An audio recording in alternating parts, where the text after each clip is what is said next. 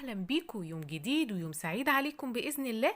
النهارده قلت اعمل لكم فيديو صغير كده عن شاطئ البروفاج عشان نشوف اخر التطورات عن شاطئ البروفاج، لان في ناس كتيره جدا متابعه معايا وبيبعتولي عايزين يعرفوا كل التفاصيل عن شاطئ البروفاج. شاطئ البروفاج خلاص كده فاضل تكة بسيطة بس وهيكون على أتم الاستعداد لسيزون 2023 زي ما حضراتكم شايفين قدامكم.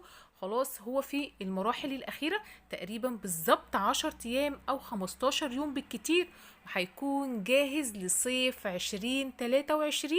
تنسوش تدعموني بالاشتراك في القناة، ولو أول مرة تشوفنا على القناة تنساش تحط لايك وتعمل سبسكرايب.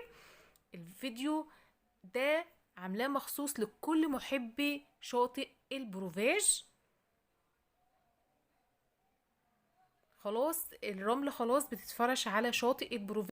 طبعا شاطئ البروفاج لناس كتير ما تعرفش ان هو قدام شارع 45 بالظبط بجوار خالد بن الوليد. متنسوش ان في السنة دي مختلف شوية عن كل سنة لان في ممشى سياحي في قلب البحر هتستمتعوا جدا بيه في الصيف. ما تنسوش اللايك والاشتراك. اشوفكم على خير في جولات كتيرة عن اسكندرية الساحرة.